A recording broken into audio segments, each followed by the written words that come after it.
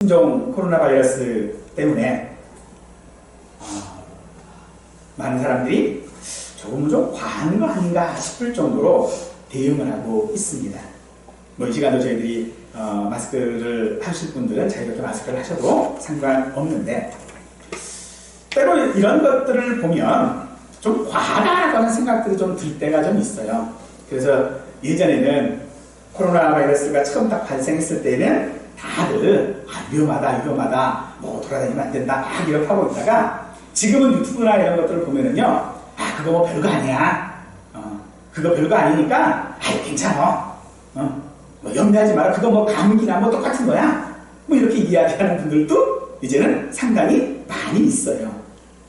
그러나 어찌됐든 간에 우리 주변에서 그런 것들을 우리가 경험하지 못할 때는 그저 바라보는 입장에서는 별로 위험하지 않을 것 같아 라고도 이야기해 볼 수 있어요. 하지만 막상 그 일이 내 주변에 있는 사람들, 내 지인들 가운데서 일어나고 나와 접촉하는 사람들 가운데서 그런 사람들이 발생을 하게 되면 두려워지죠. 어떤 사람도 그런 얘기를 해요. 남일 얘기인 줄 알았더니 막상 우리 아이가 다니는 유치원에 그 일이 생기고 나니까 겁이 난다는 거예요. 왜 겁이 날까요? 왜 두려움이 있을까요? 그것은 사실 불확실성 때문에 그렇습니다. 나는 절대로 이런 병에 안 걸려 라고 하는 확신이 있다면 괜찮을 텐데 불확실하거든요. 불안하거든요. 그러니까 두려움이 올 수밖에 없습니다. 이것은 비단 이런 일들뿐만이 아니죠. 우리가 구경 중에 제일 재밌는 구경이 두 가지가 있다고 그러죠. 하나는 싸움 구경, 또 하나는 불 구경. 그런데 그 불이 내 집이라면 그게 즐거운 일일까요? 내 일이 아니니까 즐거운 거거든요. 재밌는 거거든요. 그래서 여러 가지 사람들의 반응들을 보면 참 안타까울 때가 너무 많습니다. 오늘 고넬료의 회심 소식을 예루살렘 교회가 전해 들었습니다. 유대 그리스도인들이 그 일을 듣고서 베드로를 비난하고 나섭니다. 이 일들에 대하여 자세히 이제 베드로가 설명하자 그들은 하나님께서 자기에게 보여주신 그 환상과 자기를 찾아온 이방인들을 차별하지 말고 그들을 따라가는 성령의 음성을 들은 것들과 고넬료의 집에서 일어난 성령의 임재를 베드로가 이야기하자 이에 베드로를 비난하고 있었던 유대 그리스도인들도 이제 하나님께 영광을 돌리게 되어집니다. 본문에서 베드로는 고넬료의 회심을 오순절날 성령 강림 사건 가운데에 말하고 있습니다. 베드로는 고넬료의 집에서 일어난 성령의 임재에 대하여 마가다락방에서 받은 오순절의 그 성령과 같은 것이다라고 말하고 있고, 이는 세례 요한이 약속한 성령 세례이며 부활하신 예수님께서 약속한 것이다 라고 하는 것을 말하고 있습니다. 그런데 그런 베드로에 대한 유대 그리스도인들의 비난은 마치 내 주변에 있는 어떤 확진자처럼 대하고 있는 것이죠. 마치 그들이 뭘 잘못했던 것처럼 말을 하는 것이죠. 그래서 그들을 가까이 하지 아니하고 그들을 위하여 기도하지 아니하고 그들을 나와는 분리시키려고 하는 모습을 보여주는 것입니다. 저는 이 본문을 통하여 두 가지 사실을 확인하고자 합니다. 하나는 베드로를 이 비난하는 내용과 그 결과가 무엇인지 아는 것이고, 다른 하나는 그 비난에 대한 베드로의 고백입니다. 여러분들, 소문은 말보다 빠르다라고 하는 속어처럼 가짜 뉴스가 너무나도 빠르게 전파되어지는 것을 아마도 아실 것입니다. 가짜 뉴스는 왜 이렇게 빨리 전파되는지 모르겠어요. 그러나 이 베드로에 대한 이 비난은요, 사실 가짜 뉴스는 아닙니다. 우리가 같은 어떤 새소리를 듣는다고 합시다. 그 새소리가 어떤 사람들에게는 새가 노래한다 라고도 하고요. 또 어떤 사람은요, 같은 새소리를 들어도 새가 운다 라고 말합니다. 그 차이는 새소리에 있는 것이 아니라 듣는 사람의 마음에 기인한 것이죠. 하나님의 말씀도 사람의 마음에 따라 사실 다르게 알아듣게 되어집니다. 우리가 진실이라고 말하는 것은 사실 사람에 대한 상황과 마음에 따라 달리 해석되어진다는 것이죠. 즉, 같은 진실을 말하고 있다 할지라도 그 진실이 그 듣는 사람의 마음 때문에 때로는 왜곡되어지고 변화되어져서 받아들이게 되어진다라고 말한다는 것이죠. 똑같은 사람이 똑같은 말을 해도요, 내 마음 상태에 따라서 그 사람의 말이 때로는 상처가 되기도 하고요, 때로는 아무것도 아닌 말이 되기도 하고요, 때로는요 기쁜 말이 되기도 합니다. 그게 무엇이냐면 내 마음 상태입니다. 베드로가 이방인에게 가서 하나님의 말씀을 전했다라고 하는 이야기, 그 소식을 유대 그리스도인들이, 예루살렘에 있는 교인들이 들었습니다. 그리고 베드로가 이방인의 집에 들어가 그들과 함께 먹었다라고 하는 말을 다 들었습니다. 그런데 이들은 자기 의식 속에서 자기 마음 가운데 편견을 하나 가지고 있음으로 말미암아 그것은 하나님의 일하심으로 받아들이지 못하는 것이죠. 베드로가 이방인 집에 들어가서 그들과 함께 식사를 했다라고 하는 이 사실만 그들에게는 들린 거예요. 그들에게 전해진 소식은 이방인들이 하나님의 말씀을 들었다라는 것인데, 오히려 그들은 그 말을 어떻게 받아들였습니까? 베드로가 이방인의 집에 들어가서 그들과 함께 밥 먹었대 라고 하는 것으로 들었다는 것이죠. 이 사실은 당시 유대인들에게는요 엄청난 일이고 충격적인 일입니다. 그렇기 때문에 베드로를 비난하는 거죠. 베드로의 행동에 대한 비난하는 이 사람들은 2절에서 보니까 할례자들이라고 말하고 있습니다. 그리고 이방인 고넬료에 대하여서도 말하기를 하나님의 말씀을 받은 자라고 말하는 것이 아니라 무할례자의 집이라고 말하고 있어요. 유대인들이라면 태어난 지 8일 만에 누구든지 예외 없이 다 할례를 받습니다. 그럼에도 오늘 유독 그 비난하는 사람들에 대하여져서 할례자들이라고 말하고 있는 것은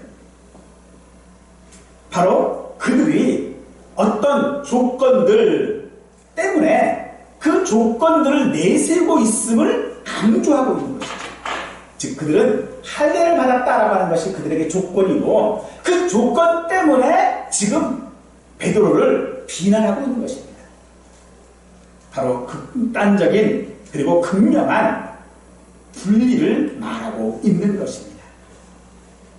우리 성도들도 사실 어떤 현실적인 이해관계들이 아니라 하나님의 개입과 인도하심을 가장 중요하게 사실 생각해야 되는 것이 우리 성도들입니다. 그러므로 어떤 사건에 대하여 우리들의 반응은 항상 내 자신과의 이해관계에 따라서 해야 되는 것이 아니라 하나님의 섭리하심과 인도하심을 따라 우리가 판단해야 하는데, 이들이 지금 할례자들이라고 말하고 있는 것들은 바로 그들이 하나님의 말씀을 그들이 비난하는 것들, 왜 베드로를 비난하는 것들, 이것은 바로 그들이 관습에 관한 것이었기 때문에 그렇다는 것입니다. 비난이라고 하는 이 말은요, 디아크로니라고 하는 그런 단어인데요, 이는 분리하다라고 하는 의미를 가지고 있습니다. 이들은 자신들을 이방인으로부터 그리고 베드로로부터 마치 분리시켜 놓고 있습니다. 같은 예루살렘 교회의 성도인데 그들이 지금 베드로와 그리고 이방인들을 분리하고 있는 이유는 그들이 무엇 때문에요? 할례자들 때문에 그렇습니다. 할례 받은 것 때문에 그들은 분리하고 있다는 것이죠. 사랑하는 성도들은, 오늘 우리는 누구와 분리되고자 합니까? 여러분들은 누구와 분리시켜서 생각하고 싶으십니까? 성경에 보니 바리새인은 세리와 분리하고 싶었습니다. 바리새인은 종교인입니다. 하나님을 잘 섬기는 자들, 하나님에 대하여 열심히 있는 자들, 율법에 대하여져서 최선을 다하여 지키는 자들이었습니다. 그들은 자기들이 지키는 그 율법과 세리를 분리하고 있는 것입니다.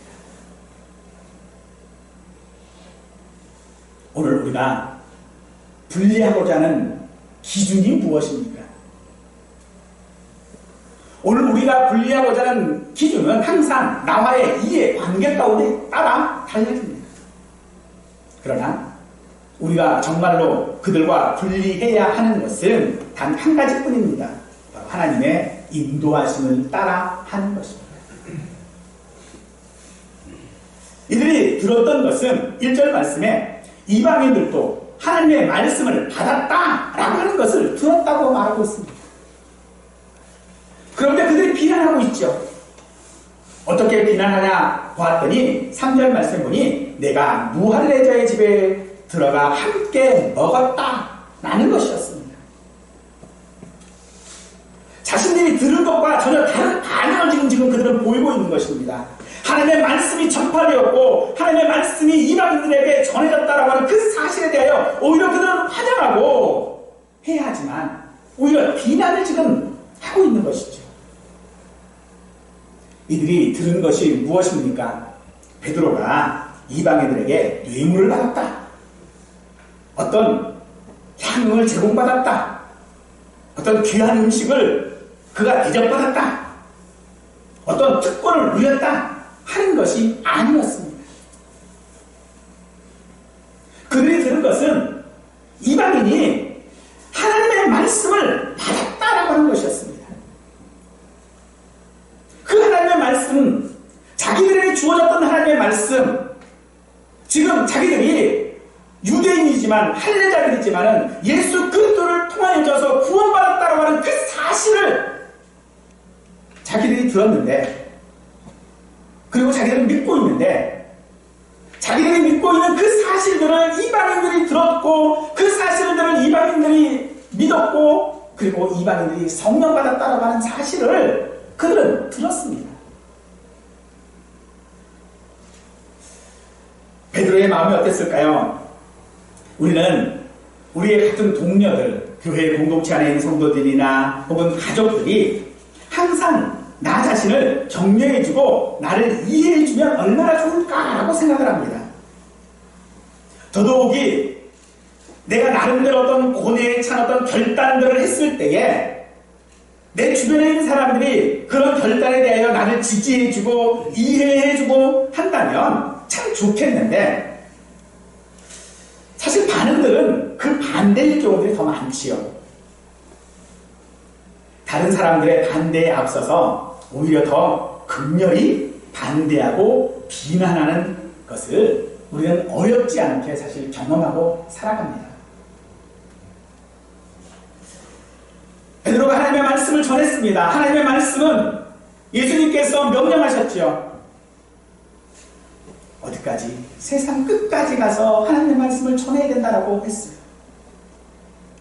그러면 당연히 이방인들에게도 하나님의 말씀이 전파되어야 되는 것이 맞습니다.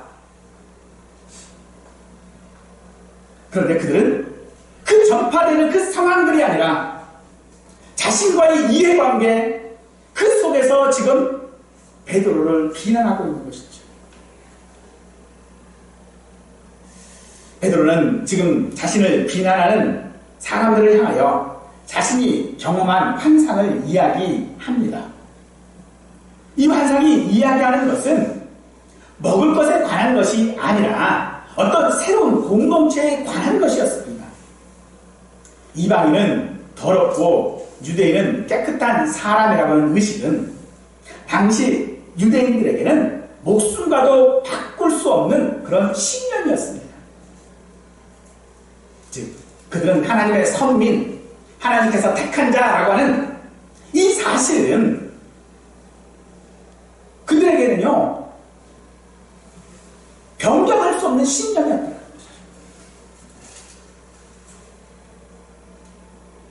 그런데 이 신념, 이 개념을 누가 만들었습니까? 깨끗하다, 더럽다와 같은 이 개념을 누가 만들었습니까? 바로 사람들입니다. 유대인들입니다. 하나님께서는 창조주로서 그런 사실들을 용납하실 수 없었던 것입니다. 그래서 베드로에게 잡아 먹으라 라고 하는 환상을 통하여서 그 모든 것들이 깨끗하다라고 하는 것들, 하나님께서 다 용납하셨다라고 하는 사실들을 받아들이라고 말씀하고 있는 것이죠. 베드로는 이 사건을 통하여 자신이 깨달은 것이 무엇인지를 말하고 있을 때에 16절에 요한은 물로 세례를 베풀었으나 너희는 성령으로 세례를 받으리라 하신 것이 생각났노라 라고 말하고 있지요. 유대인들은 죽었다가 깨어나도 아브라함의 자손이기 때문에 혈통적으로 구원받은 사람이라고 생각합니다. 아니, 구원을 받지 못한다라고 하는 인식 자체가 그들에게는 없습니다. 그런데 세례 요한이 나타나서 너희도 회개해야 된다. 그래야 구원받는다. 물로 씻듯이 죄 사함을 받기 위하여 내가 너희에게 물로 세례를 준다 라고 하시며 예수님을 언급하지요. 마태복음 3장 11절에 보니 나는 그의 신들매를 감당하지 못하겠노라. 그는 성령과 물로 너희에게 세례를 베푸실 것이요 라고 하고 있습니다. 즉 성령이 아니고서는 우리는 예수님을 구주로 시인할 수 없다라고 말하고 있는 것이죠. 고린도전서 12장 13절 말씀에도 그랬습니다. 우리가 유대인이나 헬라인이나 종이나 자유자나 다 한 성령으로 세례를 받아 한 몸이 되었고 또 다 한 성령으로 마시게 하셨느니라 라고 하는 것은 성령께서 우리를 예수님의 몸에 집어넣으셨다라고 하는 그런 말입니다. 이 일이 베드로는 자신이 의도해서 자신이 좋아서 한 것이 아니라 성령께서 예수님께서 하신 것이다 라고 하는 것을 지금 그는 강조하고 있는 것이죠. 그러므로 성령 세례를 받은 사람, 즉 예수 그리스도를 믿는 모든 사람은 그가 이방인이나 유대인이나 모두가 다 그리스도 안에서 한 몸이다 라고 하는 의식을 강조하고 있는 것이죠. 오늘 우리는 어떤 은혜 가운데 있습니까? 우리는 다 구원 얻은 자입니다. 우리는 다 예수 그리스도 안에 있는 자들입니다. 그가 누구이든 간에 그가 예수님을 주로 고백하는 사람이라면 그는 누구든지 나와 한 몸이 되어진 자인 것입니다. 이것이 바로 성령께서 우리에게 말씀하시는 성령의 임재입니다. 성령의 임재라고 하는 것은 어떤 현상이나 사건이나 어떤 신앙의 수준을 말하고 있는 것이 아니라 성령의 임재는 하나님이었다라고 하는 것을 말하는 것입니다. 그러므로 우리의 믿음이나 성령 충만이라는 이 모든 것들을 신비나 초월로 이용하지 우리는 말아야 될 뿐만 아니라 성령의 임재를 통해 예수님 안에서 우리가 한 지체와 한 몸이 되었다라고 하는 고백들을 해야 하는 것입니다. 그러므로 하나님의 말씀을 받았다라고 하는 그 사실들에 대하여서 오히려 베드로를 비난하고 나서는 것은 그것들과 자기를 구분하고 싶은 것이거든요. 하지만 베드로가 성령의 임재에 대하여 말씀할 때에 그것이 오순절날 자기들이 경험했던 것과 같은 것임을 말하고 있을 때에 그들은 잠잠히 하나님께 영광을 돌리게 되어집니다. 우리 안에서도 사실 이견이라고 하는 것이 항상 생길 수밖에 없습니다. 가족 안에서도 서로 의견들이 다를 수밖에 없는 상황들이 우리에게는 있습니다.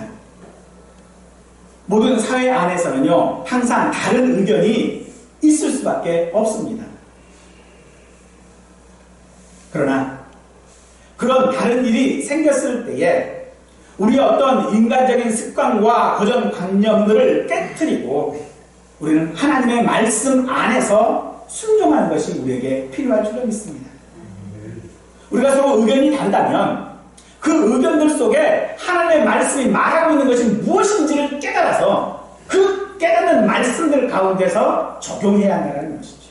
그것이 우리의 온전한 순종이 되어질 것입니다. 또 우리의 모든 상황들의 판단의 기준도 되어질 줄로 믿습니다. 뿐만 아니라 우리는 한 지체라면, 한 공동체 안에 있다면 서로들의 그런 어떤 진심을 믿어주는 그런 아량도 우리에게 필요하다라고 생각합니다. 베드로의 설명을 듣고 사람들은 베드로의 말에 동의합니다. 비난하던 사람들은 동의를 넘어 하나님께 영광도 돌리는 그런 반전 상황에 이르게 되어집니다.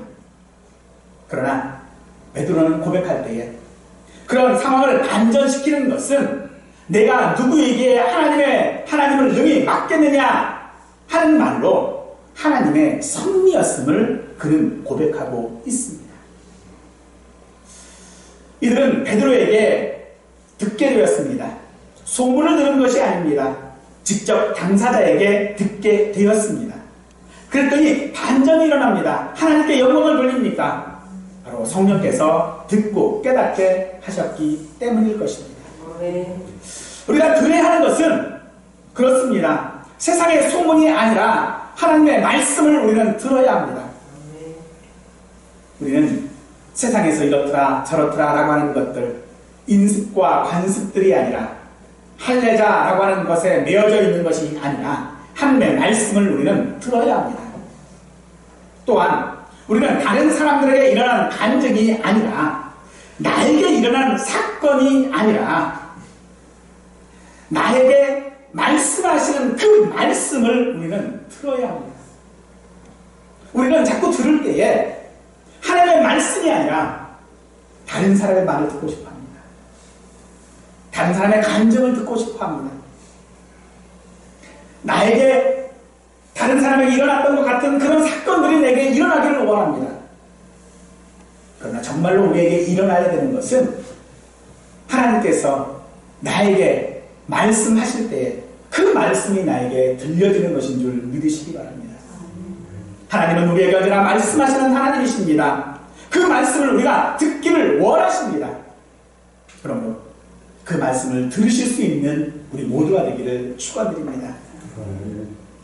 이스라엘 백성들 유대인들에게 할례는 선물로 주신 구원의 증표이지 자신의 의가 아닙니다. 말씀도 마찬가지입니다.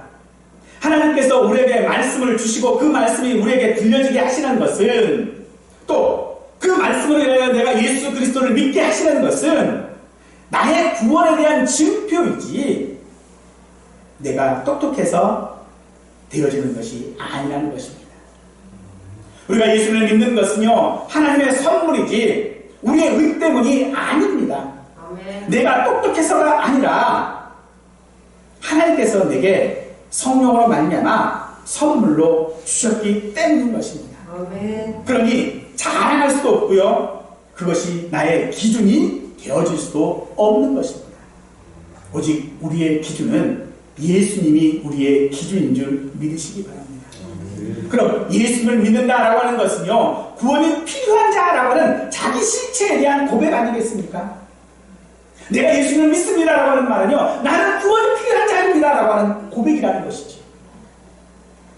이 고백에 우리 공동체로 한 지체와 한 몸으로 모여야 하는 다른 이유는 우리에게 없을 것입니다. 우리는 때로 여러 말들을 합니다. 우리 교회는 전도도 부족해. 우리 교회는 사람이 없어. 우리 교회는 뭐가 불편해. 하지만 이 모든 것들은요, 내가 예수 믿는 본질이 아닙니다.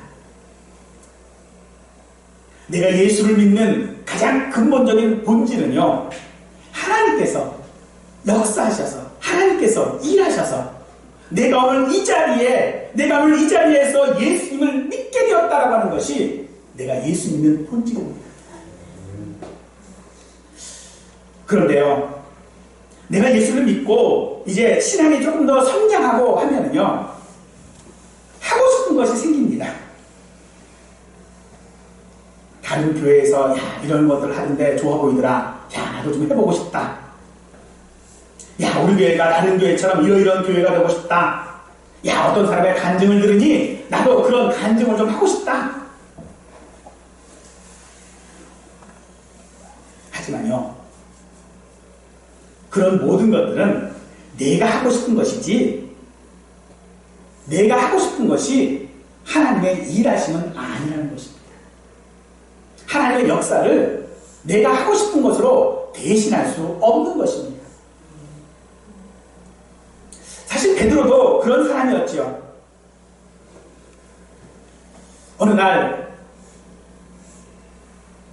베드로가 사도 요한에 대한 궁금증이 생겼어요. 베드로와 사도 요한은 성경에서는 그렇게 나와 있지 않습니다만 많은 목사들이 자꾸 두 사람을 라이벌 관계로 자꾸 만들어 놓더라고요. 근데 어쨌든 이 베드로가 요한에 대해 궁금한 거예요. 야, 요한은 나중에 어떻게 될까? 궁금한 거예요. 그래서 예수님께 그 궁금증을 물었습니다. 예수님, 저 요한은 나중에 어떻게 될까요? 물었어요. 그랬더니 예수님께서 오히려 하시는 말씀이, 야, 요한이 어떻게 되든 네가 무슨 상관이냐? 그러면서 오히려 베드로에 대한 말씀을 하십니다. 요한복음 21장 18절 말씀을 보니까 내가 진실로 내게 이르노니 내가 젊었을 때에는 스스로 띠띠고 원하는 곳으로 다녔거니와 늙어서는 내 팔을 벌리니 남이 내게 띠띠우고 원하지 아니하는 곳으로 데려가리라 라고 말하고 있어요. 무슨 말입니까? 야, 너 젊었을 때는 네 마음대로 했지? 근데 나중은 아니야. 나중은 네 마음대로 못해. 네 마음대로 할 수 없어.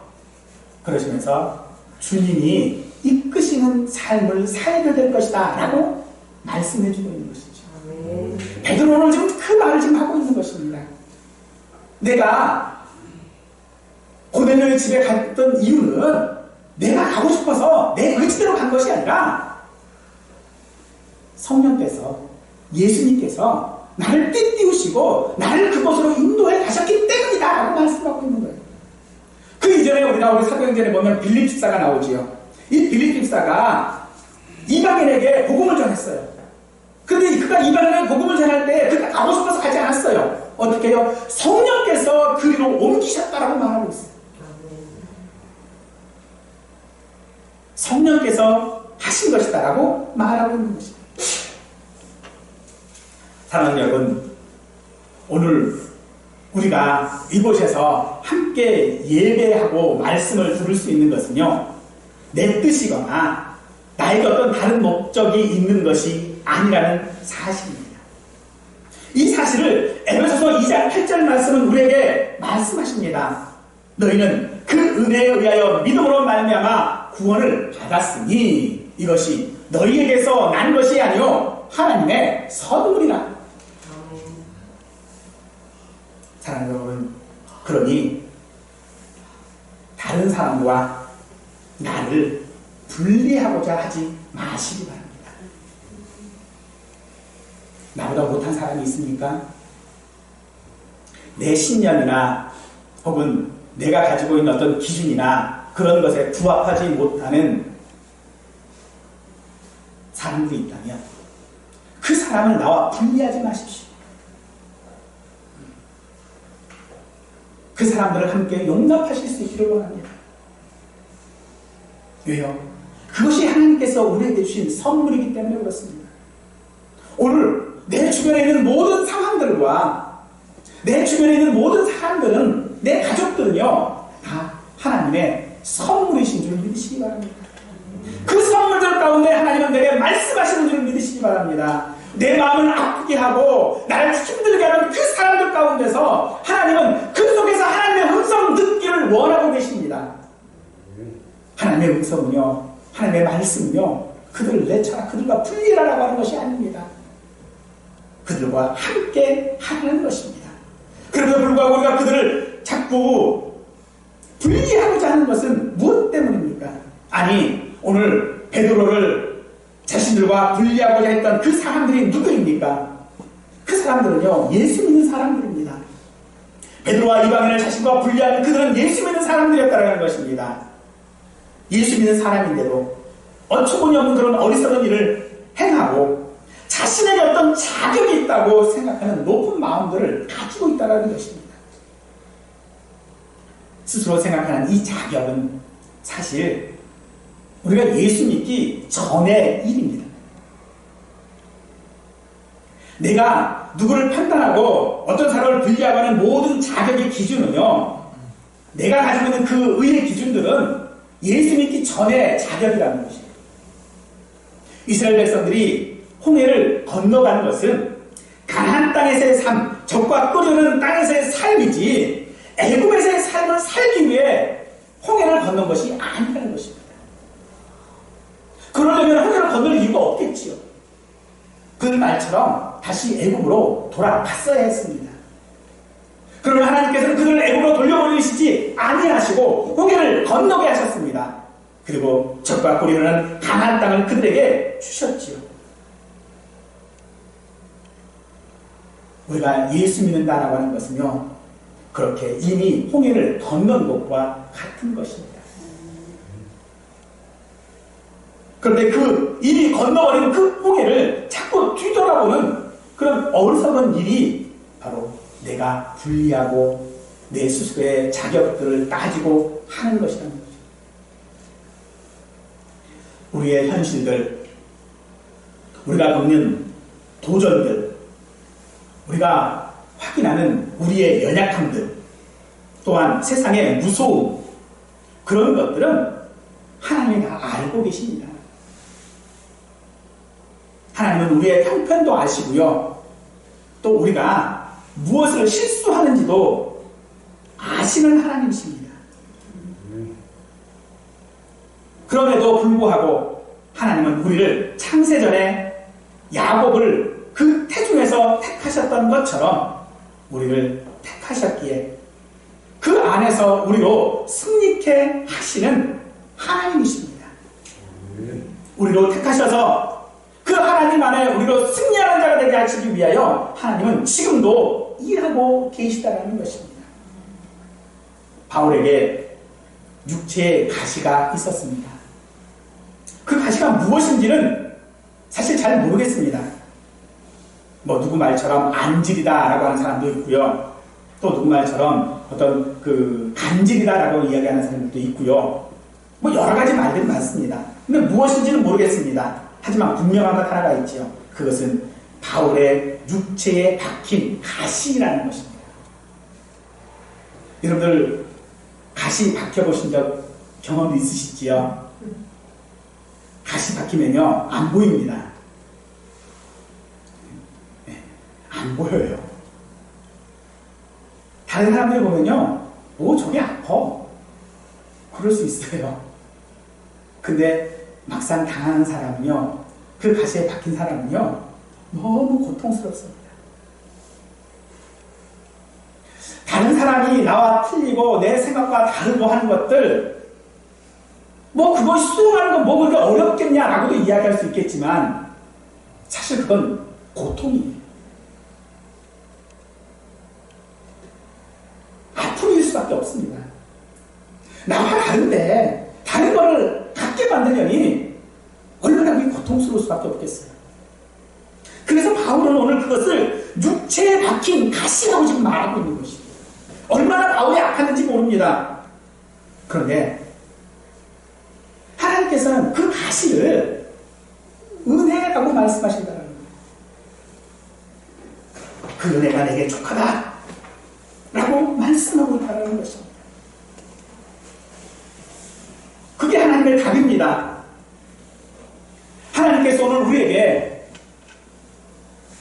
누구와 분리할 수밖에 없는 그런 상황들을 내게 주셨다면 그것은 분명 내게 아픔일 수밖에 없어요. 하지만 그것은 하나님의 은혜이기도 하다라는 것입니다. 여러분들 어떻게 받으시겠습니까? 하나님께서 내게 주신 고통으로 받으시겠습니까? 아니면 은혜로 받으시겠습니까? 예루살렘의 성도들이 베드로가 이방인의 집에 들어가서 복음을 전하였을 때 그들이 하나님의 말씀을 받았다라고 하는 말씀을 들었을 때에 그들은 그것을 베드로가 이방인의 집에 들어갔다, 무할례자의 집에 들어갔다라고 받았습니다. 고통으로 받았습니다. 하지만 그것이 은혜였음을 베드로는 고백하고 있는 것입니다. 물론 내 자신이 어떤 사람들에 대하여서 비난을 받고 어떤 잘못들에 대하여 지적을 받고 하는 것들은 마땅히 고쳐야 하겠지요. 또 고치려고 노력도 해야 하는 것이 분명합니다. 그런데 그런 모든 상황들에 대하여서 베드로의 본론은 이것입니다. 내가 누구이기에 하나님을 능히 막겠느냐 하는 것이었습니다. 왜 베드로가 막을 수 없다고 하는 것입니까? 자신은 피조물이기 때문에 그렇습니다. 우리는 하나님보다 지혜롭거나 능력이 있거나 긍휼히 더할 수 없는 피조물들입니다. 그러기에 하나님께서 하시는 일을 우리가 어떻게 할 수 없는 것이지요. 우리는 그것을 하나님의 섭리라고 말합니다. 사랑하는 성도 여러분, 여러분은 누구입니까? 여러분은 하나님께서 사랑하시는 성도요, 택하신 백성입니다.